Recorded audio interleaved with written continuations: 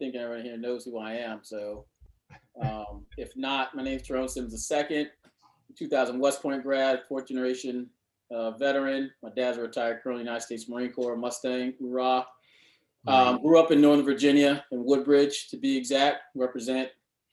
John asked me to speak on this subject of Secretary Austin's confirmation, nomination, appointment process. Of course, at the time when he asked me, Secretary Austin was getting ready to go through the whole confirmation waiver process.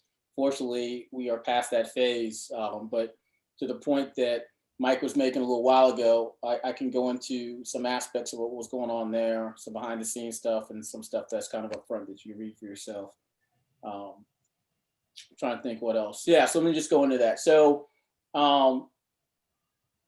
the reason why Secretary Austin required a waiver was because after World War II, with the formation of the Department of Defense, and think of the formation of the Department of Defense in a similar way of President Bush Jr.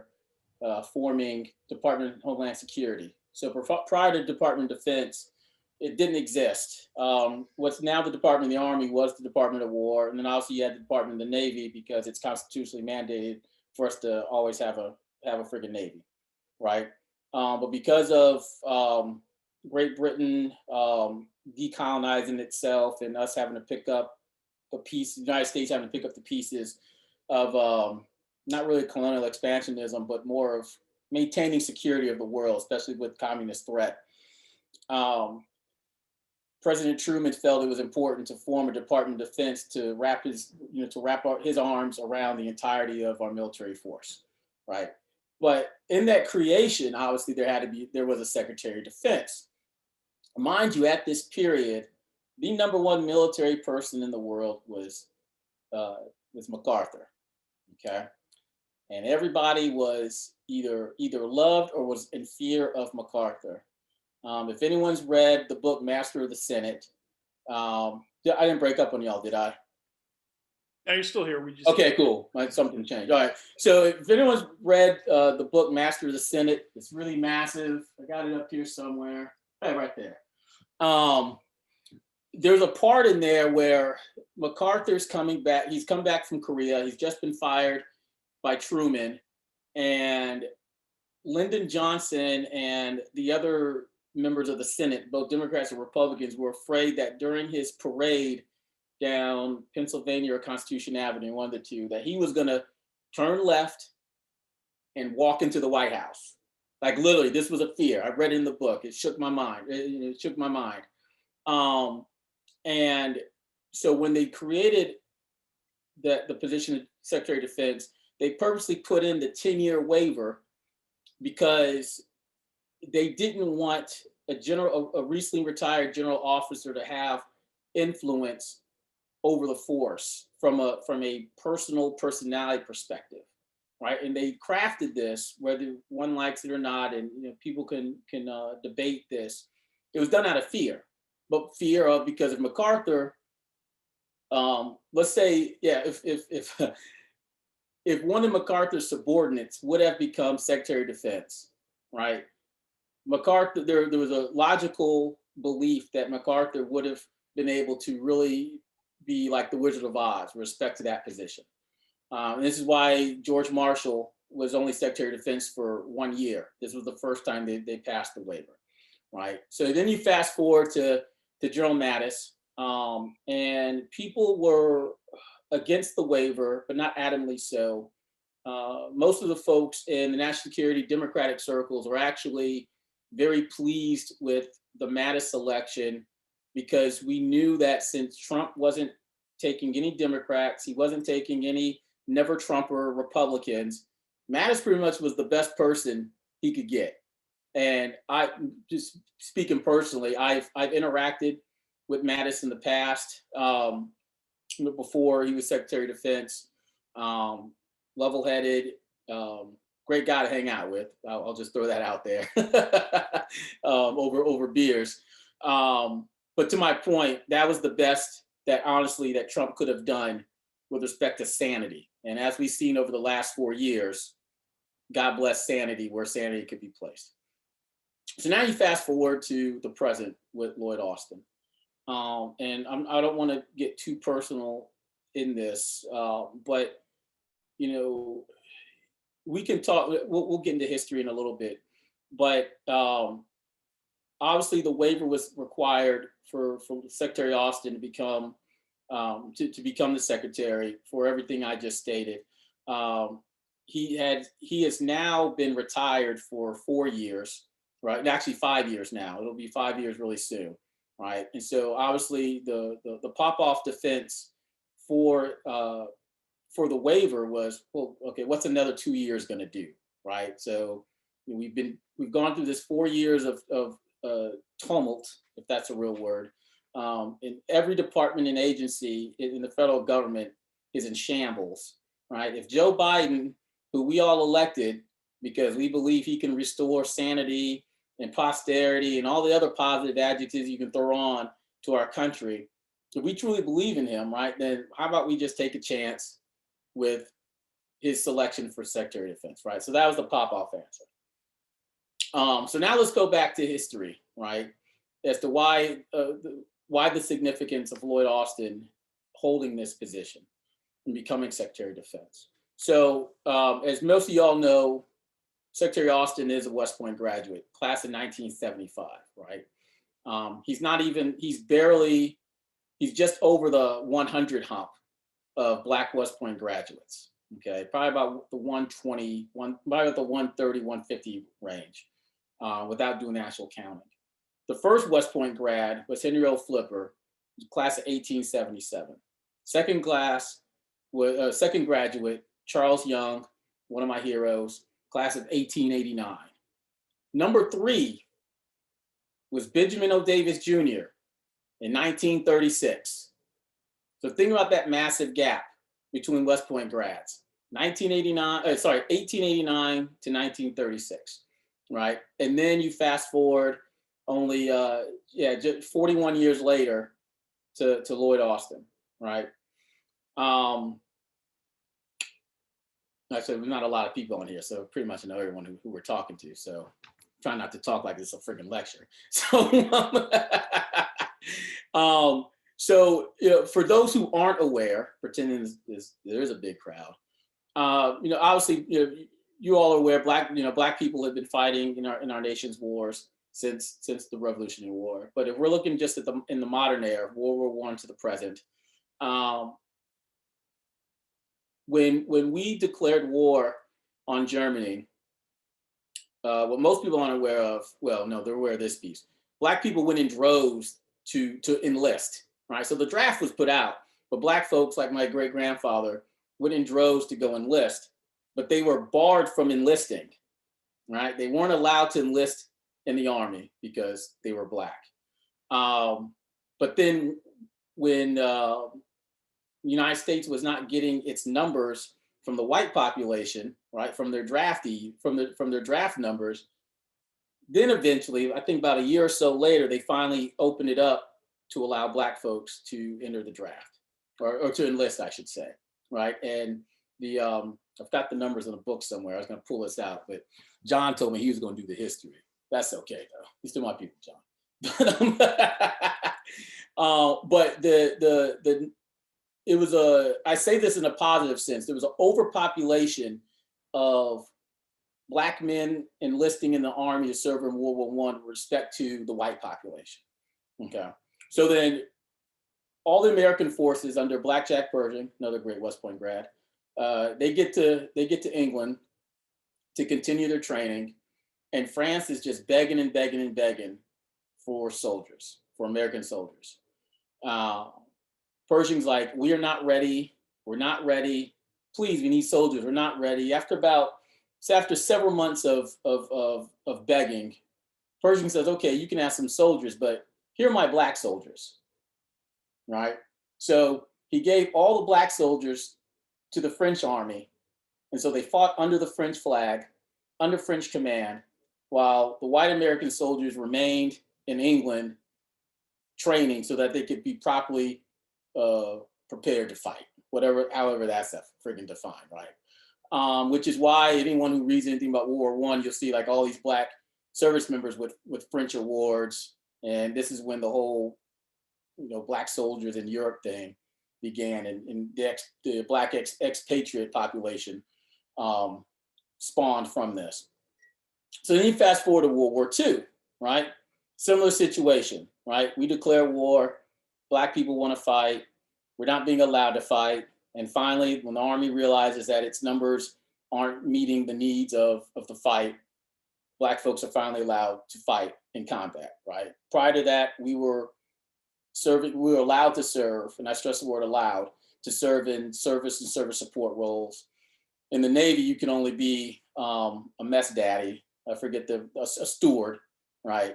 But then eventually we were allowed to fight, right? Korea, as everyone knows, that's the first war where we were able to, where the Army is finally integrated. But even with that, there's a funny history behind that. If you read, where's that book? Ugh. If y'all read this book, that's kind of inverted. But anyway, the Double V, it's by Ron James Jr. Again, it was a numbers game. They needed the numbers. And what's funny is that there was never an official policy that was put out. It was more of Truman put out an executive order saying that we need to integrate the military. And finally, it took one commander, the United States Army, to say, F it, right? Like, my numbers are X, and I need people to fight. And so we're going to go forward and fight, right? So continuing on down that path, obviously going to Vietnam. And as I stated, with Benjamin O. Davis Jr. being just the third Black West Point graduate in 1936, and his father, Benjamin O. Davis Sr., being the first general officer of the United States Army. And even that was a political shell game to make that happen. The United States Army recognized that with the integrated force, they were going to have to put some effort into supporting its Black officer corps and creating it and getting it stood up, because with the way that if they were to allow nature to take its natural course, it would never happen, right? Which is why all the services then put resources into actually recruiting black men at this time, because the service academies weren't accepting women until 1975/76. So they actually went out and, as I stated, physically putting in resources into recruiting Black men to go attend the service academies. So in this case, West Point, where General Austin comes into play, right? I say that it's historic. The historic piece of Lloyd being our secretary, the first Black secretary, is evident in of itself just from the words. But if you look at the sacrifices that that Black Americans, primarily Black men, because they fought in most of the wars, but Black Americans had put into fighting for their/our constitutional rights, or even more so to say, fighting to gain their constitutional rights. My father and I had a conversation, as I stated, my dad's a retired colonel in the Marine Corps.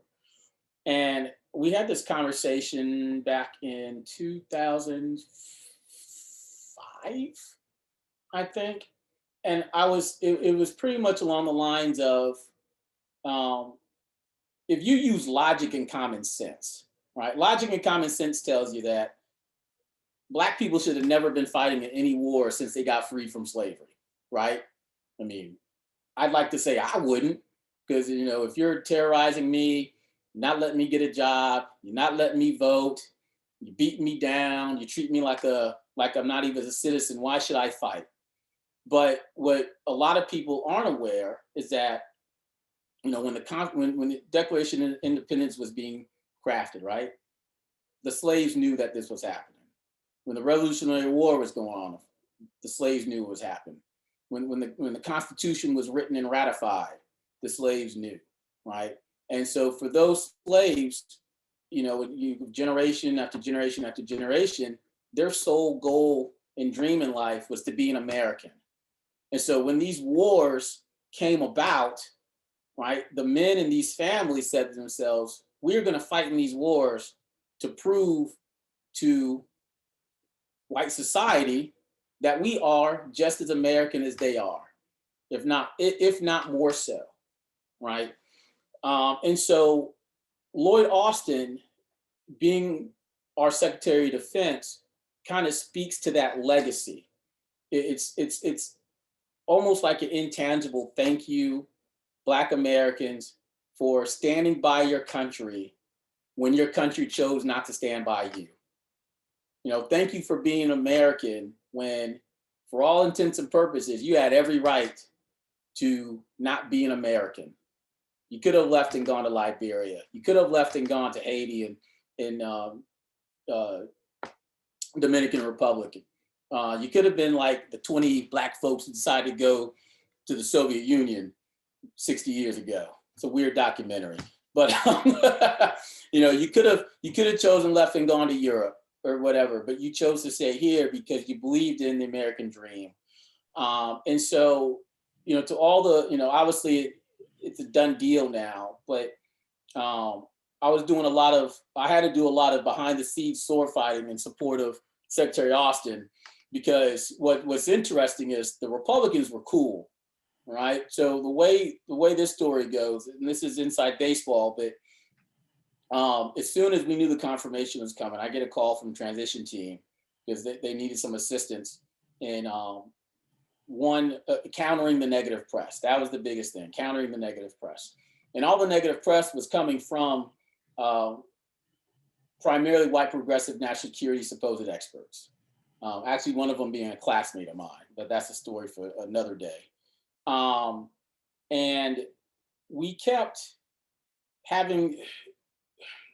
they kept holding on. No, let me rephrase. Their defense of their stance of not being supportive of the waiver was solely because the waiver existed. And my explanation to them was pretty simple. It's like, guys, it's a friggin' policy. It's a waiver, right?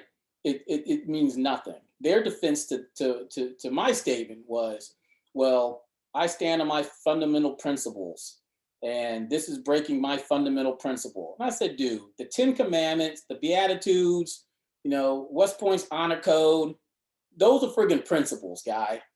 A friggin' waiver that any member of Congress can go and change is not a fundamental principle. Okay, so get off your high horse on that. The other piece too is that, sorry, let me continue on this part. So that was what was going on there, right? So and at the same time, so I'm reaching out to a lot of Secretary Austin's friends and mentors, several who are mentors of mine as well, to garner the public support, right? Get them writing op-eds and so forth. And at the same time, and this is hilarious, right? Because right now this is an internal Democrat fight. I ended up getting connected with a 69 West Point grad who was the ambassador to Germany under Bush Sr., DepSec Treasury under Bush Jr. And this dude's going on my behalf to the Republicans to ensure that they've got enough votes to get the waiver and the confirmation through for Lloyd, right? Pretty sad, actually, if you think about it. I was happy and elated, right? And transition team told me that they were, they gave me some confirmation of knowing that the Republicans were playing along as they should have been. But the fact that this was an internal Democrat friggin' fight to me was just effing ridiculous, beyond belief. And I'd like to be more honest. I'm not going to be right now, but you get you sense my tone on this. I'm trying to think if there's anything else really. Um, no, I think that's really it. Um, Lloyd's, oh, that's one of the policy piece, because that's the piece John actually wanted me to talk on. So, um, so the other part that the again internal fighting that the Democrat friggin' national security supposed experts were bashing Lloyd on is that shoot, everything. I think everyone in here except for Cicely. Who else? Who else? And Kim. I don't know who MHR is, but so everyone in here, minus Kim and Cicely and maybe MH. I don't want to speak for you though, MH. We all have a military background. We've served in some capacity or another with in senior staffs, higher command, senior bureaucracy, and so on and so forth, right? And so we all have an appreciation of understanding that as much as you love being around troops all the friggin' time, like I do, eventually you're going to go work for a whole bunch of civilians with and or for, right? And so for some reason, these people thought that because Lloyd Austin was, a 40+ year, army general, whatever, that he didn't know how to interact and work with civilians and didn't know or understand how to take orders from civilians. It's like this dude's probably been taking orders directly from civilians for the past 25 years, right? And has had staff that had civilians in them, right? So the whole notion that they were putting out there that Lloyd wasn't going to be able to work well with the civilians. Okay, well, the guy's been in the building twice, right? So, director of the Joint Staff and vice chief of staff of the Army, all right? So if he didn't know how to work with civilians before those two jobs, he definitely learned with that one, right? Then if you want to talk about theater operations, we all know that civilians are all up in friggin' theater. God knows, Bremer made my life effing hell. That was a civilian. So that notion right there to me was ridiculous. The other one too was that, and all of us can can appreciate this. It's a rare opportunity where a leader can go into a job and pick his team, right? Usually you go into a job and your team's there, and a good leader hopefully can figure everybody out and they can work together as a team and to move forward and be successful, right? But here, Joe Biden is president of the United States. He had the opportunity to build his team, and he chose Lloyd Austin, right? And the reason why he chose Secretary Austin, because the two dudes think alike, right? For anyone who's done any reading on some of the national security actions during the Obama administration, there were a lot of moments, a lot of actions that we as a country took, obviously with President Obama's blessing, that Joe Biden was against. Okay, the person who agreed with him was Lloyd Austin, right? So if Joe Biden's the type of person who's like, okay, I want to focus on diplomatic actions long before we're seriously thinking about military action. If I actually want to be a little more cautious when it comes to dealing with unknown players. If I've got this guy over here who's just recently retired, who I've had several meetings with and encounters with, both in theater and in the situation room and all points in between, then yeah, I'm gonna pick that guy, right? A lot of people were trying to bash Secretary Austin for being quiet, but last time I checked, real gangsters move in silence and violence, right? So why would you paint a negative picture of a leader because they're not boisterous, right? Everyone can't be a Mattis, right? Everyone can't be a Kulak or a who am I thinking? my mind's going. Puller, right? Chesty Puller, one of my favorite friggin' servicemen of all time, right? Everyone can't be that person. Lloyd Austin's a quiet guy. He's a thinker. He's cerebral, but more to the point of what I was saying before, him and Joe Biden have a similar sense of what our country's national security posture ought to be. And at the end of the day, that was the main reason why he chose Lloyd Austin. Of course, the other inside baseball in that too is that, and everyone here in one form or another is a politician. So, putting our blue hats on even further, Black folks got Joe Biden elected. It is what it is, right? And as adults, right, as professionals, there are only two ways thanks is given. That is money in the pocket, which obviously that wasn't going to happen, and professional opportunities. So in this case, when it comes to professional opportunities, the thing from the strategic perspective is, where can I put Black people in my cabinet that says to Black America, I'm truly thankful for your assistance, your help, your rescue, whichever word Joe wants to use at the time. So as cabinet positions are getting pushed out, it's very clear that obviously this is last month or so, that no Black people were getting either nominated or serious names being put out there, right? And when I'm trying to think who happened first, because I say that the tier one cabinet positions, state, treasury, DOD, justice, right? We knew state was going to be Tony Blinken, because that's one of Joe's right-hand guys. Treasury was possibly going to be a Black guy, but he went with whoever got nominated yesterday. And I heard she's a great pick, right? But now Clyburn's sitting there like, okay, 2 of the 4 are already taken, right? And we know we're probably not going to get justice, which means the only thing left is Department of Defense, okay? And so Clyburn called and said, hey, what's going on? You've already picked the 2, there's 2 left. Can we get Department of Defense? And the 2 names Clyburn gave him was Jay Johnson, former Homeland Security, and I forget the official title, but the lawyer for DOD before he was Homeland Security, and General Austin. And obviously, as discussed and as is the current state, Lloyd Austin was the pick.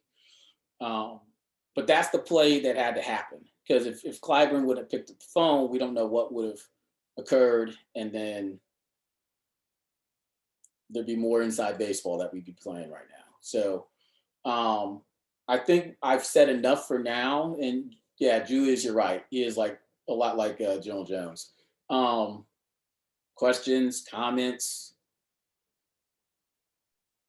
Yeah, I think that was, thanks, Tyrone. That was covered a lot of the bases that we wanted to hit. A couple points too. When you brought up the issue of the Democrats, Joe Biden thanking the Black community, the Republicans, when it comes to the national security realm of advancing, having Black people in key positions, have done better than the Democrats. I mean, Colin Powell was the first Black national security advisor under Reagan. Yep. Chairman of the Joint Chiefs of Staff under the first Bush, and the first Secretary of State under the second Bush, and then the first service chief, the current Chief of Staff of the Air Force, was nominated under Trump. Which, when they nominated that, and we're talking about what a big deal that was, I was thinking back, I was like, you mean to tell me that neither Obama or Clinton, had a Black, they had 4 stars, but not a service chief or chairman. So, this will be significant from the Democratic side. And I can think of a couple reasons for Austin specifically why, when you talked about some of the, so-called foreign policy experts who were, wanted some of the other candidates The one thing that I see that Austin brings to the table is, being a four-star general, having spent so much time in command of big organizations like CENTCOM and, working in the Pentagon, is he's got command experience. And when you're going into a big unwieldy bureaucracy like DOD, to have the personal connections and relationships that he has up and down the chain, he's going to be able to take charge and enforce President Biden's vision onto that organization. Whereas, anyone who's worked in DOD knows that there's a lot of resistance and there's kind of a lot of centers of power outside of that. Yeah. And especially now, after 4 years of Trump trying to politicize the military, I think it's important that you get someone who can go in there and, when you get anyone who would be trying to slow roll Biden's initiatives, like you mentioned, he's on the same wavelength as President Biden. I think that's key. Another big point that I see why Austin specifically was a good pick. One of my earliest assignments, I was a second lieutenant in the 2nd Battalion of 505th in the 82nd Airborne, which is, I got there in early '94, right after General Austin had left command of that battalion. Oh, fudge. Yeah. I know what you're talking about. Yep. And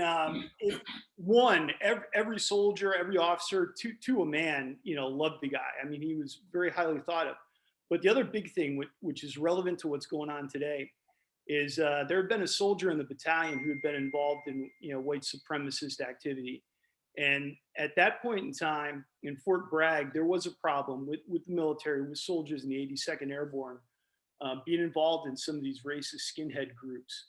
And, we had to institute policies of, doing tattoo checks, what to look for. And it's the kind of thing. And when you hear some of the talk about, the FBI and other people, why were we caught short on the Capitol? Groups like the FBI and others had been trying to raise those flags, but there'd been some pushback. And so people weren't really looking for it. Secretary Austin knows what to look for. He's had that experience of rooting out that, that element in the 82nd Airborne back in the early 90s. And these guys now that you saw in the Capitol, that's the linear descendant. I mean, those are the same guys, the militias, Timothy McVeigh, all that anti-government, guys reading the Turner Diaries and doing all that, the Aryan Nation. It's the same thing. So, this is one of the biggest national security threats we're looking at internal. I think he's one of the best people to be leading the Department of Defense in this time. Yeah, I agree. And the caveat on that, John, because I agree with everything you said, friggin', one thing that a lot of the policy walks don't understand is that we're tired, right? When I say we, I'm talking about service members. Obviously, I'm out, so I don't have to worry about deploying. But dudes are dudes, and I say dudes as in men and women. Dudes are tired of deploying all the time, right? And so it's funny how some folks initially were looking at Secretary Austin in a negative light because they thought because he's Army, he's gonna want to keep going to war all the friggin' time. It's like, nah, dude. He's tired. His wife's tired, right? His mentees are tired. He's gonna be less prone to want to go to war at every opportunity. Unlike, and I don't say this is negative to be negative, but the facts are facts. Because I technically know Michelle Flournoy. She's a war hawk. Not to use other people's terms, but she is, right? She's a lot of her mentees are friends of mine. So she's the reason why, or she's part of the reason why during the Obama administration we got into a lot of the additional conflicts that we got into. Libya, Egypt, Saudi Arabia / Yemen, right? Syria with the red line and all that stuff. And it wouldn't be too hard to predict that if she would have become Secretary of Defense, we'd be escalating or continuing our Yemen / Saudi operations. and who knows what else, right? Just based on her track record, her writings, and so forth. Whereas with someone like Secretary Austin, who has had to deploy multiple times since 2003, who has had to make those phone calls and visit those parents, where civilian leadership doesn't do those things, right? Um, to me, I think he in his track record shows too, he's going to be much more cautious into sending us physically into harm's way. Also, to one of your points too, I think with a lot of the cultural changes that need to occur in our force, having someone who at least has an understanding of the mindset of the leadership and has those relationships in place will make it a lot easier to root out the white supremacy, right? To change the name of the Confederate friggin' honored bases and ships, to friggin' get our hands around friggin' sexual assault and so forth, and the increase in murders of our service members as well, because he understands the culture.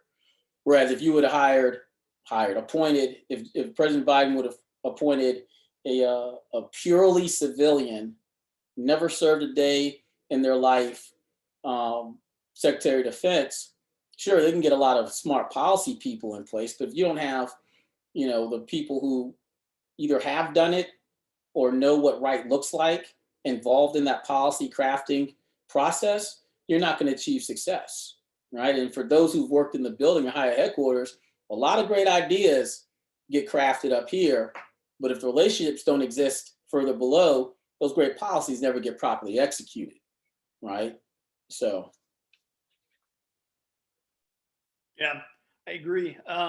So how about any questions from some of our non-military people on the call? Any questions or comments? Cicely's probably still eating, so she don't have a question.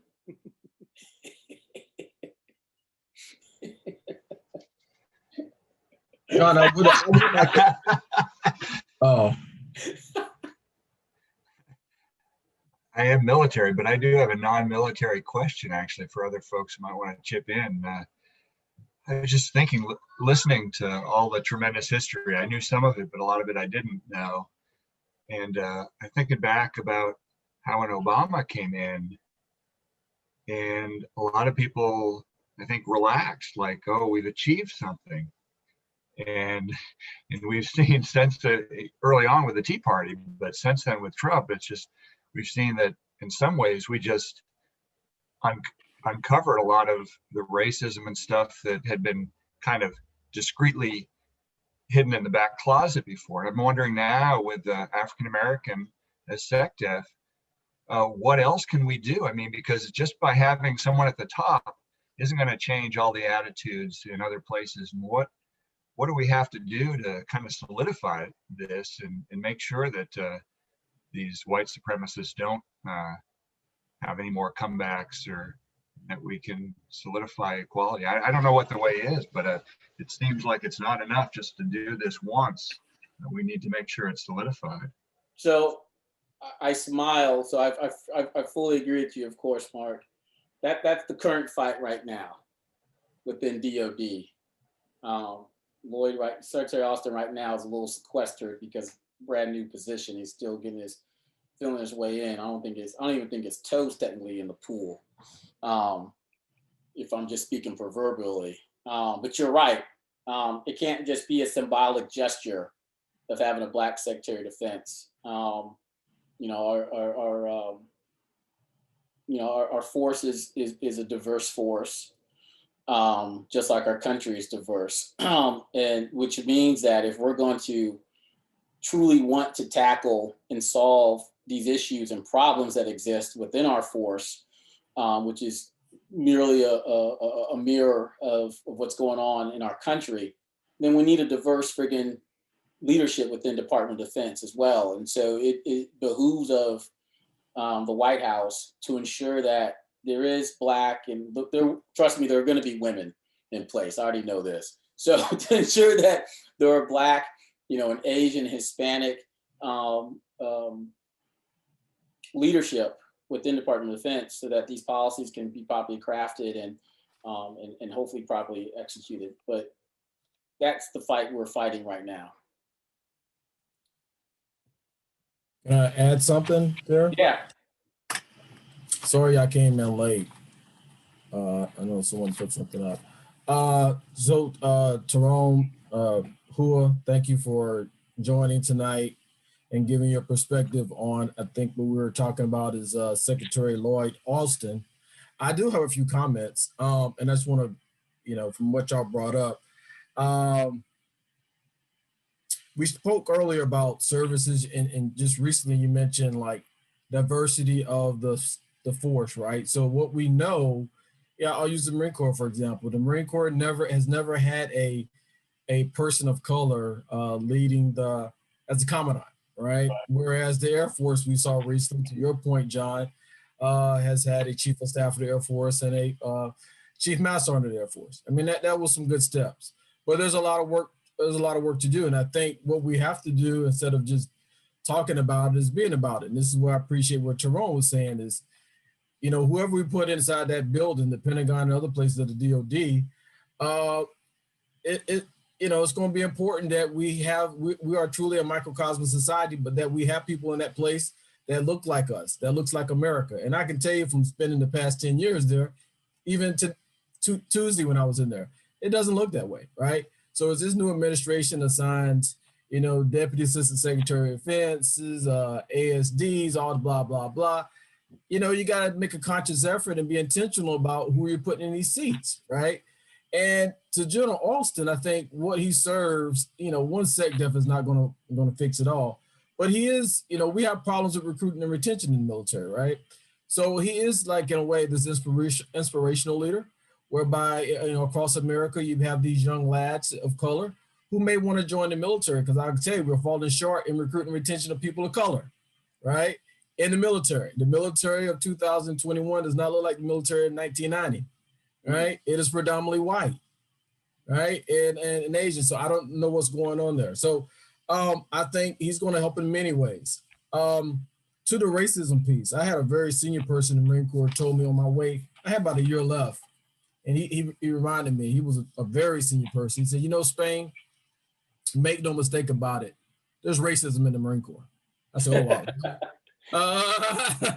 So, I mean, and so we're not going to root out, that those ideologies that some people hide behind in their character just because they went to OCS or they went to Marine Corps boot camp or whatever. It's in them, right? But we have a very disciplined system, right? An executive branch, apolitical, right? System whereby if you aren't keeping up to the standard and you're not practicing those ethos and treating people with courtesy and respect, then we have a way of getting them out. But what has happened over time is that we just pat people on the back of the hand and let them stick around. Mm-hmm. And we have known that these people don't possess what it takes to move up in leadership, but we've allowed them to. Yeah. So now they're running the gauntlet. Right? So you got white nationalists popping up here, stuff like this happening down over there. It shouldn't surprise anybody. Yeah. Because you got leaders down there that condone it. Yeah. And they have never been held accountable. Yeah, and to your point, I've got a friend who served with Flynn. Right. And everyone knew Flynn was nuts. But once Obama became president, it was so blatant that he was nuts that they were like, wow. But to your point, no one did anything about it going up the chain because, it is what it is. And I know his brother is still in office, but no one's. I don't see anybody asking him any questions, right? And he was part of that fiasco with not maybe intentionally, but he was in the room supposedly, right, when the call was made asking for support. I mean, there's just a lot going on there that'll all come out, I think, in the wash with investigations, but. We have a long way to go. So I hope, again, this next administration will look closely at the DOD and some of what the State Department needs to do as well, because my wife's been there, is it gets some more diversity in the force. Yeah. And hold people accountable, because if you're unwilling to do that, I mean, I listened to the Sec State give his his brief the other day. It was definitely inspiring, right? He said, you know what, we're building a culture here now that is he's been around for a while, and they're going to do some great things at State. And I'm sure General Austin is going to do some great things at DOD, but it's in a shamble. I mean, the past 4 years, people tore that damn place apart. Oh yeah. And to be quite honest, there's still some rats in the corners, right? Mm-hmm. That's hiding out. So when transition went over prior to, what do you think they did? They all created positions, they all did this, and they moved up, and they're going to be in hiding, right? And you got to root them out, because I'll tell you at the end of the day, again, their character's defined. A lot of these people are just sitting around for the paycheck, and they don't believe in what the administration is trying to do. Right. And they're going to undermine every opportunity to get the position. So we have to be mindful of that. And all these agencies now, at least for the first, this around the next year or so, watch out, because they're there. Yeah. They're there. To Julius's point, so Mark brought it up, and Julius's monologue just gave me an answer to Mark's question. So to everybody, write to your congressmen and to your senators and say, hey, we think it's important that DOD leadership, appointee leadership, is diverse. Let them know. I've been talking with Tim and Don, not on this in particular, but me myself. But they'll get it. They'll get it. But it's got to be heard and understood. Mike had a statement / question. So it's interesting that you asked that, Mike, because I've got a mentor, Dr. Tom Christie. This dude's old. He is a retired 4-star equivalent in DOD. Finally left in 2006 after his last falling out with Rumsfeld. He agreed with me. We agree a lot, but he agreed with me on a point, because what I learned once I started getting involved in national security policy and hanging around my policy wonk friends, right, and having deployed during the Bush administration, right, and then being a civilian in the Bush administration and also in the Obama administration, there was no difference between Democrat and a Republican and Democrat national security action, because all these folks went to the same school or schools, Georgetown, Johns Hopkins, and Harvard, right? Those are like the main three. And they all were taught by the same people, right? So if you look at like the neocons who were vilified by Democrats, when Obama became president, his national security policy was nothing more than Bush 2.0, which is why we remained in the Middle East as we were, and why we actually escalated our force posture in theater. My point to your question is, I think what Secretary Austin would bring is a different type of think, right? Two, also, there's a misnomer about military folks that we have this group think mentality. Now, we have a group action mentality, right? We get a mission and we execute the mission as a group. But as I had to explain to my S3, my operations officer, who actually wasn't mine, he was the squadron operation officer. So he actually was my boss, but I never called him that. This is a silly example, but it kind of speaks to the point. So we stood up the Iraqi army, and we got an order from the Coalition Provisional Authority, so from Bremer, saying that we had to salute all the Iraqi army officers, right? And mind you, we just trained these guys. They're kind of in and out of our base, but none of us really knew what their rank structure looked like. And at the end of the day, we're like, one, I just thought it was dumb saluting in theater, period. So let's just put that one out there, right? So it's not even a knock on the Iraqis. But two was like, really? Gotta salute the Iraqi army dudes? Like, sir. So I'm asking my squadron commander, who's the real boss. I'm like, sir, why? Please explain to me why, right? This is after a formal meeting that we had every morning, battle update brief. And the S3 in his idiot self leans across over the squadron commander. He's like, T-Bone, the squadron commander said for you to salute the Iraqi officers, so salute him. I said, sir. I had two of my NCOs sitting on both sides of me, except for classic. I said, sir, I don't get paid to blindly follow orders. I get paid to understand said orders, and if they're moral, legal, and ethical, then I will follow them, and I go and because I have to ask these questions because I'm the one who has to go down to the soldiers and explain to them why we have to do this, right?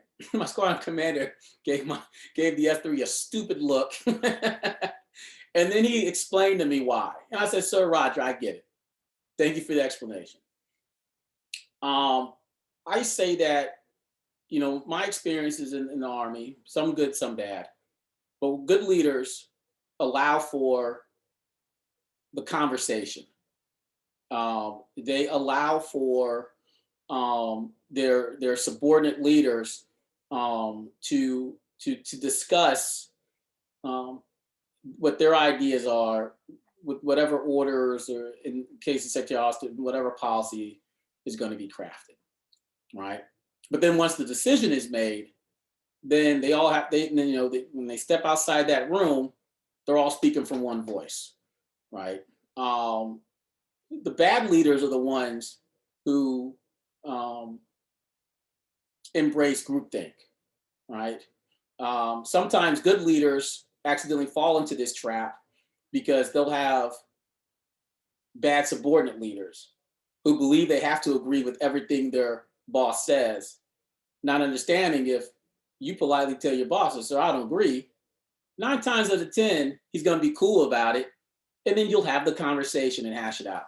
And so a leader like Secretary Austin has that reputation of the positive leadership reputation of talking things through, empowering his subordinates, allowing them to, allowing, lack of a better word, of them to take ownership of their actions, of the policy that they're crafting. So in this case of Secretary Austin, with his military background, I wouldn't be worried about the groupthink mentality.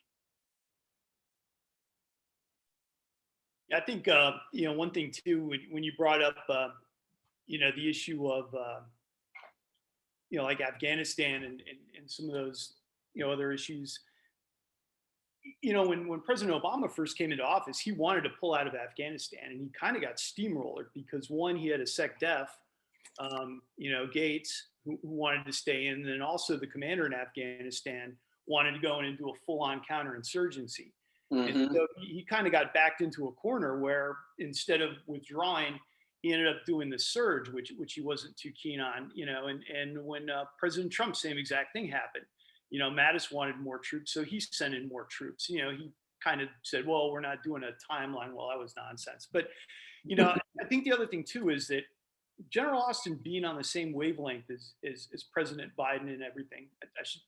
I quit calling him General Austin. He's Secretary Austin. But and the other thing too is by being a respected, high-ranking general, he gives President Biden top cover. Yeah. Biden says we're pulling out of Afghanistan, and this is why. The Republicans and the neocons and all those other guys are going to come out and talk about, oh, you'll have another 9/11 and why you can't do it, and they'll be against it. Because and Democrats always fall into that trap of when it comes to military issues, the right wing is always going to be pushing for being more hawkish and more, and oftentimes they feel like, well, I can't look too weak. Whereas if he's got a 4-star like Lloyd Austin backing him up, he's not going to look weak if he decides to pull all of our troops out of Afghanistan or reduce our presence in the Middle East. And I think that's another thing that he'll bring to the table that some of the other people who were mentioned really wouldn't.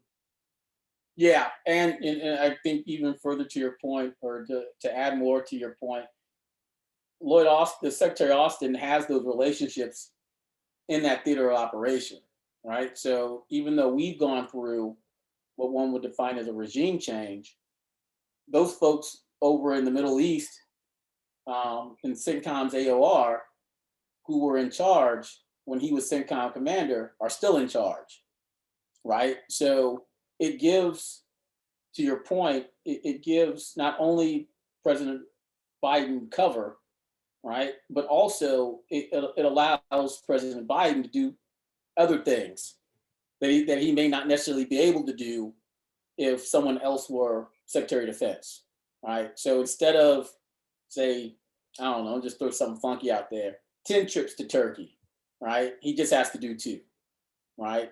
You know, instead of, I don't know, 5 meetings with NATO, he only has to do 1 because he has a Secretary of Defense who has the established relationships in place to know that he can successfully deal with those meetings and those people. Well, that's a good point too. I mean, one of the things, working a lot, especially working as a FAO, is that most other cultures don't think the way Americans do. We're very position focused. So we don't really care as much who's sitting in the chair. We're focused more on the chair. So we'll work with that guy, whoever it is. Whereas in a lot of places, my background was Latin America, but Middle East, same thing. You got those personal connections with these guys. Yeah, he's going to be able to get and get countries to step up to the plate too, because we still do have national interests in the Middle East. Right. We don't want to completely pull out and leave a vacuum. So someone like General or Secretary Austin, who's got those pre-existing relationships with, the ministers of defense in these countries and some of the presidents, that he'll be able to say, hey, as we pull out, I'm going to need you, Turkey, Jordan, other countries in the region, to kind of step up and fill in the gap. Exactly. So the military guys have been kind of dominating the discussion. Anybody else? Mike, you got any comments? Anyone else? And Mike, I'd ask Kent to come on. I think he didn't know about the meeting, but Kent's also a Army vet, so I don't know if he had something he wanted to chime in on about the SecDef. Oh, there's Kent. Yeah, I invited him to the call. Hey, good evening, everyone. Yeah, look, thanks for the last minute invite, Julius. No, I just think it's an historic time. Obviously, it's the first African American Secretary of Defense. So, I'm just thrilled and proud of that achievement. And I look forward to, what all the general can bring to the table. So, yeah, thank you for the invite tonight, guys. I appreciate it.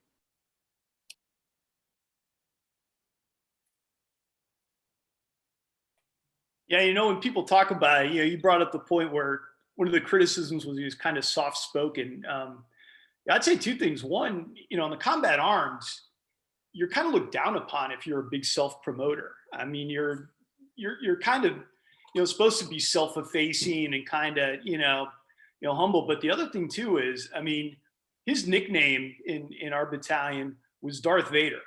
I mean, he's a very imposing person up close and personal. So it's kind of like, yeah, he's not, one of those flashy guys who's running around, but he's got that presence and he'll get things done. Yeah. Once he figures things out and so forth, I'm fully confident.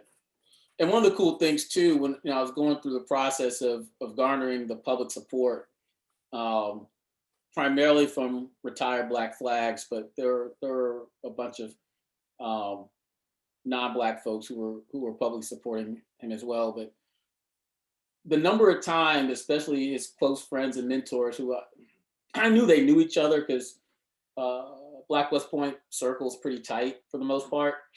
But it was nice hearing, especially from the older guys, how during the entirety of this process, they were communicating with each other, right? Like he called, like for instance, General Fred Gordon, who was the first Black commandant at West Point. I forget what class he was, but he was Commander Military District of Washington back during the early 90s, right? Just to give you an idea how old this guy is. but just other folks too. Like I was talking to Kip Ward last week, No. and and he was like, "Yeah, Lloyd and I were just we were just talking the other day, right?" Just so knowing that he's got that well he can go back to, just gives me assurance. Yeah. Hey, Tyrone, this is keeping from saying no on you and I both know about the Kip Ward stuff, but I guess, they're in that circle, right? And they all came up the same lane. So I didn't want to lash out, but Kip Ward brings back a lot of memories. But I think, so, the thing about Secretary Austin is, this, Tyrone, all of us military folks, he's not new to this culture, right? He's not new to the Pentagon. The guy was running the Joint Staff for the most part, and he was vice chief for the Army. So he knows that place. He knows what, where we need to go. I think if there's any uphill battle, that'll be new for any new SecDef, is this whole new Space Force, right? Learning the ways of that, because whether you're talking about research and development and and all that else, they got it. They know budget. They have a comptroller, so I don't see there's not a problem with his background, right? So I look forward to some good years ahead, and actually seeing who they put in these seats, because I plan to be around the Pentagon a little bit longer, but it's going to be interesting to see who they put in these offices. Yeah, we were discussing your first part right before you got on, and that was the thing that really was making me laugh. It was comical, the negative press that he was getting, where the assumption was that because this guy has been in the Army his entire career, that he's never worked with civilians before. And my point to everyone, my proverbial audience, massive crowd of thousands that I'm speaking to, that I told him was like, at least for the last 25 years, he's worked with and for civilians during that entire time, right? Whether in theater or in the building.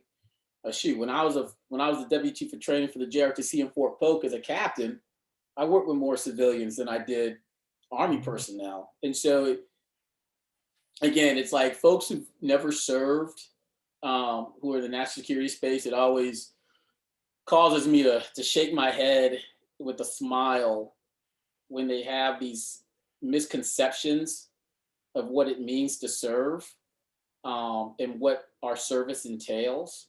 God knows there probably been plenty of times Secretary Austin sat there and been like, man, if only I were the SecDef. If only I had a choice of which civilians were sitting around me right now, right? So yeah, I think for the times that we're in now, and the changes that are needed, I think Secretary Austin is the right choice. And it may not necessarily have been the choice I would have made per se, prior to knowing he was going to be selected, but because he was not on anyone's short list whatsoever. But when the word came out that that's who Clyburn wanted, I was like, yeah, makes total sense. Works for me.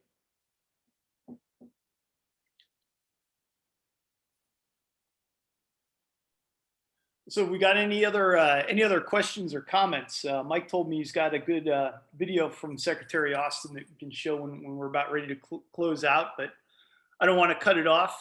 If there's still anyone else who's got any questions, comments. Okay. Well, thanks a lot, Tyrone, for joining us and giving us the background and your perspectives. So much appreciated. And, Mike, thanks a lot for coming up with this idea. This is, this has been the first joint activity that we've done with another one of the caucuses. And I'd like to do more of these in the future. This has been really good. This is the first one I've known of in my 16 years of living here. So good job, guys.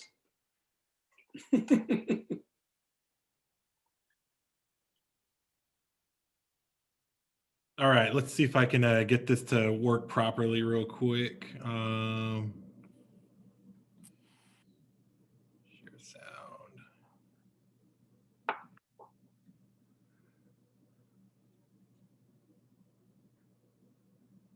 Be the first African American to become the Secretary of Defense, if confirmed, is an enormous honor and a privilege. But you know, it's not the first time that I've been the first.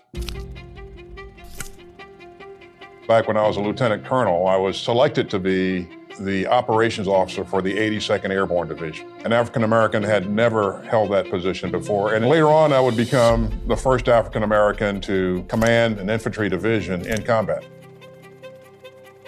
And subsequent to that, I was the first African American to command an Army Corps in combat. The first African American to be the Vice Chief of the Army, the first African American to be the CENTCOM commander. It's hard to believe, but it's true. There is kind of a sad commentary here, and that is, it shouldn't have taken this long for us to get here. There should have been someone that preceded me. And I am enormously grateful for the service and the sacrifices of those that went before me. The Tuskegee Airmen, the Montford Point Marines, the folks who served in World War I and World War II, who performed with distinction. And it's on their shoulders that I stand here today. My goal is to not be the last. Hopefully we can set those conditions in place that ensure that I'm not the last Corps commander to command in combat or the last CENTCOM commander, and certainly not the last African American Secretary of Defense.